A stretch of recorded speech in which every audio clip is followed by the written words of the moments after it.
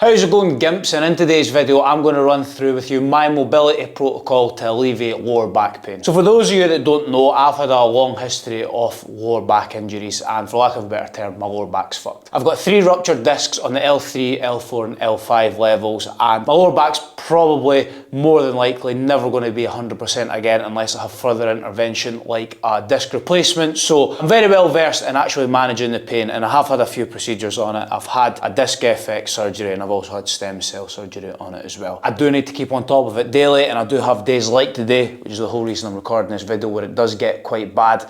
And it's just something I've got to put up with and I need to manage. One of the best ways to do that is with actual mobility drills and keeping it nice and loose and mobile. If you're somebody who likes lifting and lifting heavy and doing your big compound lifts, then you are going to be susceptible to lower back injuries or lower back pain. And then obviously if you do various sports as well, you're going to be susceptible to injuring your lower back every now and then or getting stiffness and tightness. This is just a mobility protocol that you can do in your own time. You can do it as part of your warm-ups, as part of your cool downs, and it should obviously help alleviate any pain that you've got and stiffness, and just keep it as healthy as it can so it's not going to interrupt your training. And obviously, hopefully, you don't ever get to the stage I've got where you actually have to have like a surgical intervention. For the record, my injury was that complex that it was really hard to actually identify, which meant me training through it for a number of years, and that's how it got to the point where it got pretty bad.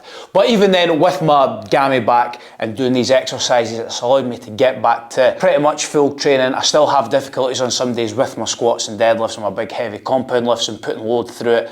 And I do have flare-ups every now and then, but touch wood, I'm not having to stop training. So I'm going to give you some mobility drills to go through, but before we do that, we're going to start with something else, and that is foam rolling. Now, I know there's 2 very divisive sides on this. If you like foam rolling and you think it works, and if you don't like foam rolling and you don't think it works. Now, if you fall into the latter camp, please don't send me death threats. Don't threaten to murder my family. If you don't like foam rolling and you don't feel like you get anything from it, that's totally cool. I'm not going to debate you on it. I personally quite like it, and it gives me a bit of relief. I like to start off foam rolling my back and the surrounding areas, my glutes, my hamstrings, my IT band and my upper back as well. It makes me feel good and it gives me a little bit of relief and just starts to open things up before I actually get into my mobility work. It's never going to be as good as like somebody giving you like a sports massage or something like that with the amount of pressure that they can put on you. A foam roller is a not bad self alternative, and again, if you have access to a physio who can massage you, then obviously that's going to be better. But for something that you can do every day on your own, you've not really got any alternative other than a foam roller. So now moving on to the actual exercises. First one I like to do is sad cat, angry cat. And I'll be honest, I always forget which one's a sad cat and which one's an angry cat. So you're going to get yourself on all fours, on your hands and knees. So you're going to start off by letting your hips drop and pulling your shoulder blades together so that you're getting an arch in your bottom of your back, and then you're going to transition and almost like pushing the ground away from you, sucking in your belly button,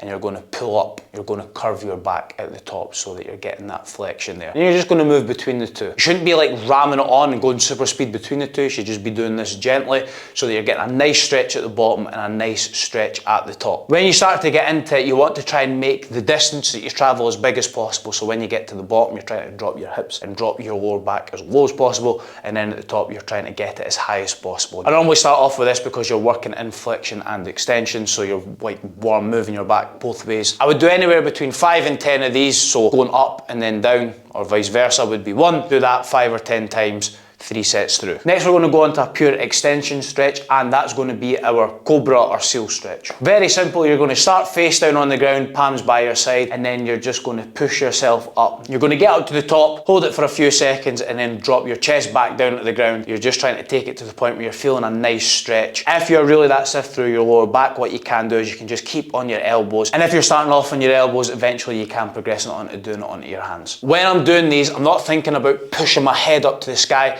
I'm thinking about rolling back through my spine. So it's not like I'm pushing straight up, and hopefully each one you're able to raise yourself higher and higher. And again, 5 to 10 reps of these 3 times through. The next thing that's been shown to scientifically improve lower back pain is making sure that you're liking this video and you're subscribed to my YouTube channel, because why the hell would you not? It's free, it fixes your back pain. So yeah, give me a wee subscribe, please and thank you. After that, I'd move on to a child's pose, which you can see how stiff I am today. I'm really struggling to get into this. Very simple, you're going to start on your knees, sit back into your bum and reach your hands out straight in front of you. And you're just trying to reach out as far as you can go and sink your hips back as far as they can go. Think about very gently pulling your hands into the mat just so you're getting a bit of a deeper stretch. And again, take it as far as you can go to start with. Then once it eases off a little bit, you can start to sit back into your hips a little bit more and just get a deeper bit into the stretch. This is just like a static stretch, and I would do 3 sets of this and hold anywhere between 20 to 40 seconds. Next, we're going to start to get our back rotating side to side, and we're going to do, I think you would just probably call this a window wiper variation. You're going to lie flat on your back, and while keeping your feet on the ground, bring your knees up and keep everything together, and you're just going to drop quite simply from side to side. Now, if you want a more advanced version of this, what you can do is you can bring your feet up off the ground and bring your knees into like a tabletop position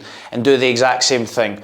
Keep your knees and your feet together, lower to one side, take it as far as you can go, hold it for a few seconds at the bottom, and then come back up to the middle and then go down the other side. And again, as you move through these, you should hopefully be able to get deeper and deeper each time. And you're probably seeing a common theme here, but I would do these 3 sets of 5 to 10 each side. And finally, I finish off with more of an advanced yoga sequence that I've not really got a name for, but my physio, who initially helped me through my back pain at the time, he got me doing this, and it's been a staple in my mobility ever since. And I get all my clients to do it, even if they've not got back pain. So you're going to start in a downward dog facing position where you're in like an A shape, your legs are straight, your toes are on the ground, and your hands are on the ground. You want to think about dropping your head in between your hands. You're just going to break your elbows and your shoulders stay still, and your head diving towards the ground. Your nose then skiffs along the ground as you move forward up into our seal pose. My hips don't go on the ground, I just keep myself on my hands. I hold that stretch at the top, and then I push my hands into the mat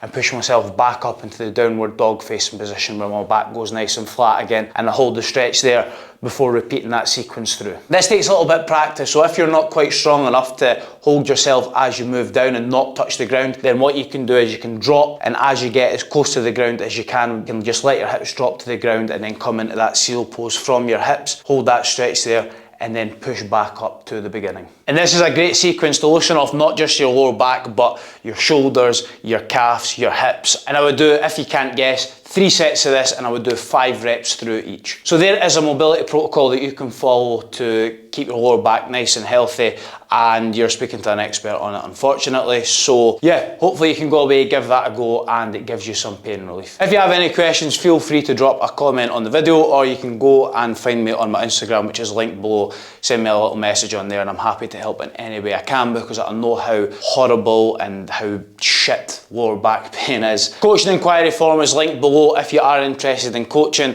regardless if you've got a sore back or not. I can definitely help you out with that, so feel free to fill that out. It'll take you all of 2 seconds, and then I can shoot you a message and see how I can help you. Link to the email list is also below if you want a YouTube video in an email form every single week. They're normally a bit more entertaining than this. I feel like this was a very serious video today. I forget what else is down there, but go and have a look.